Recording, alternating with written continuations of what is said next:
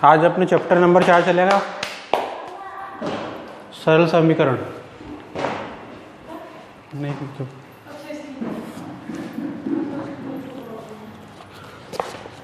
इसका question number पहला है। क्वेश्चन नंबर पहले में अपन को समीकरण दे रखी है, समीकरण के लिए चर का मान दे रखा है और ये बताना है कि समीकरण संतुष्ट होती है या नहीं होती है। ठीक है, तो देखो इसका क्वेश्चन नंबर पहला अपन करें। पहला है अपने x + 3। ठीक है, इसके लिए जो चर का मान है, चर का x + 3 = 0। जो चर का मान है क्या है, अपने x = 3 दे रखा है। तो देखो समीकरण संतुष्ट करने का मतलब ये होता है कि जो दोनों पक्ष हैं इसके LHS और RHS दोनों बराबर आने चाहिए। बराबर आते हैं तो समीकरण संतुष्ट है और नहीं आते हैं तो नहीं है। तो LHS ले लो इसका, LHS x + 3 देखो यहाँ पर x का मान 3, तो 3 + 3 = 6। 6 आया, 0 तो आया ही नहीं है ना, तो मैं लिख देंगे बराबर नहीं आया ना, क्योंकि LHS is not equal to RHS। तो अतः समीकरण संतुष्ट नहीं होती है। ठीक है, और देख लो इसका, जैसे इसका 7वां देखो है ना, ये इसका पहला था। 7वें में क्या है,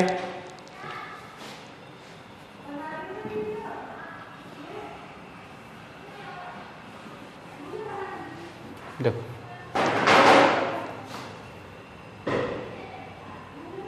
7वां है 5x = 25।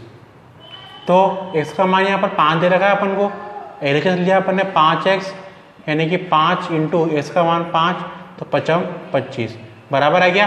तो बोल दिया यहाँ पर LHS = RHS, अतः समीकरण संतुष्ट होती है। बस सिंपल, ऐसे करने सारे ये। ठीक है, क्वेश्चन नंबर 2 है, जांच कीजिए कि कोष्टकों में दिए हुए मान दिए गए संगत समीकरणों के हल है या नहीं है। तो ऐसे करना है, वे भी हल है मतलब संतुष्ट तभी होगी समीकरण जब उसका हल होगा। ठीक है, हल होगा तभी क्या होगी, समीकरण संतुष्ट होगी। देखो कैसे करना है इसको,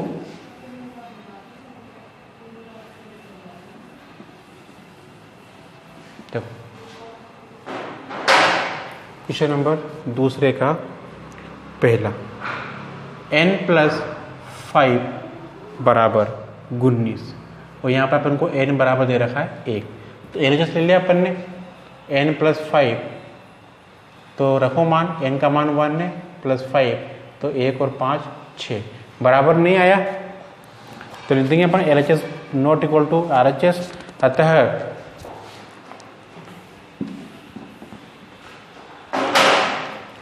n = 1 समीकरण का हल नहीं है, और बराबर आ जाता तो हल है। ठीक है, एक आध और देख लो बराबर आ रहा हो जिसमें, है ना। C वाला देखो, इसका C वाले में क्या है, 7n + 5 ये बराबर 19। देखिए समीकरण है 7n + 5 = 19 और जिसमें n का मान दे रखा है 2। तो LHS ले लिया अपन ने, 7n + 5 है ना, और मान रख दो 7 × n का मान 2 है +5, तो 7 दूनी 14 और 5 19। तो LHS और RHS बराबर आ गए, है ना, 19 आ गया। तो अतः n = 2 समीकरण का हल है। ठीक है, क्वेश्चन नंबर 3 है, कोई प्रयत्न भूल विधि से निम्नलिखित समीकरणों को हल कीजिए। तो देखो हल कैसे करना है अपन को, हल ऐसे करना है अपन को नॉर्मली, कोई दिक्कत नहीं है। क्वेश्चन नंबर 3 का दूसरा देख लो, 3m - 14 = 4। इस 14 को उधर भेज दो, तो 3m अपन जानते हैं उधर जाता है तो चिन्ह बदल जाते हैं इसके, तो ये इधर जाएगा तो माइनस का है तो प्लस का हो जाएगा। तो 14 और 4 18 3m, जैसे m बराबर जाएगा अपन 18/3, 3 से जाएगा 18 में 3 का भाग देंगे तो 6 × 18 6 बन जाएगा। तो m का मान कितना आ गया आपने 6 आ गया। सिंपल, ठीक है भाई। क्वेश्चन नंबर 4 है, निम्नलिखित कथनों के लिए समीकरण दीजिए। तो कथनों को समीकरणों में कैसे बदलते हैं वो देखो।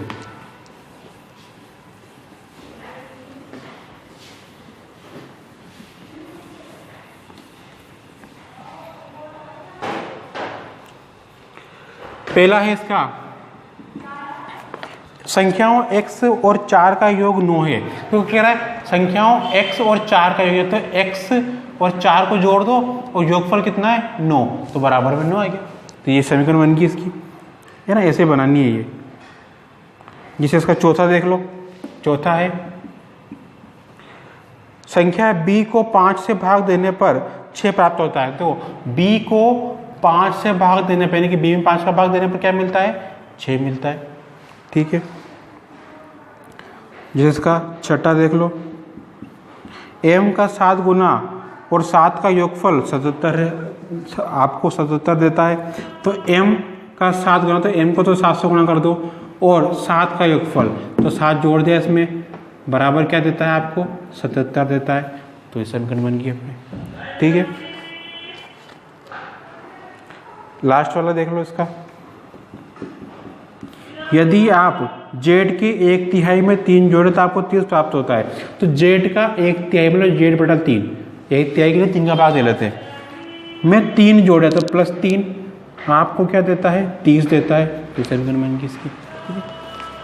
5 में कह रहा है कि निम्नलिखित समीकरणों को सामान्य कथनों के रूप में लिखिए।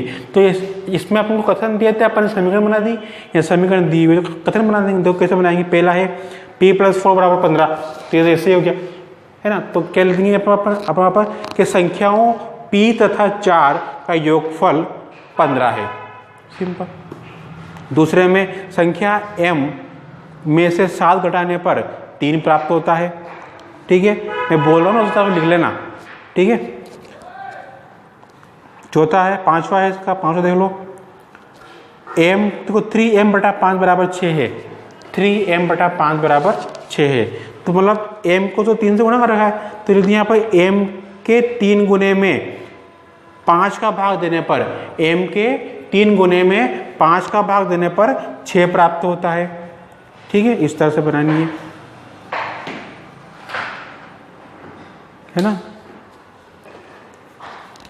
इसके बाद में 8वां देखो, p में 2 का भाग देने पर, या p के आधा, p का आधा भी कह सकते हैं, पर संख्या p के आधे में 2 जोड़ने पर 8 प्राप्त होता है ना। इस तरीके से अपन इसमें लिख सकते हैं। इसके बाद देखो क्वेश्चन नंबर 6 है, निम्नलिखित स्थितियों के समीकरण बनाइए। तो ये भी वही स्थितियाँ दे रखी है, अपन को क्या करना है, इनका समीकरण बनाना है भाई। कैसे बनाएंगे देखो,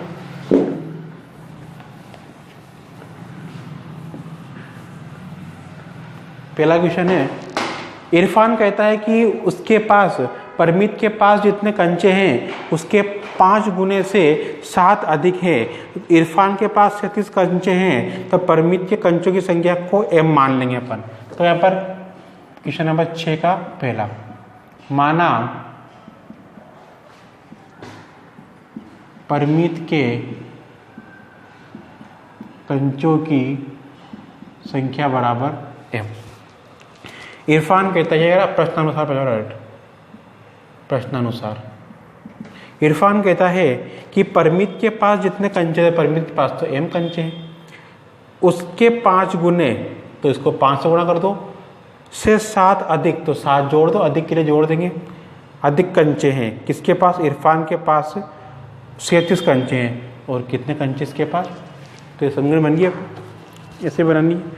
दूसरा है, लक्ष्मी के पिता की आयु 49 वर्ष है, उसकी आयु, उसकी लड़की की आयु के 3 गुने से 4 वर्ष अधिक है।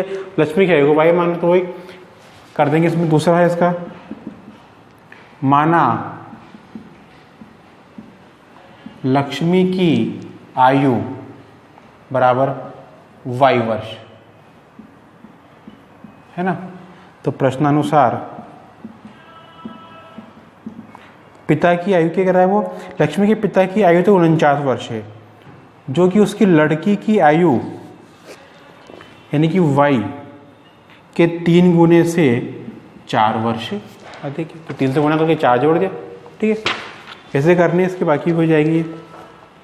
ठीक है, आज के लिए बहुत है, बाकी नेक्स्ट।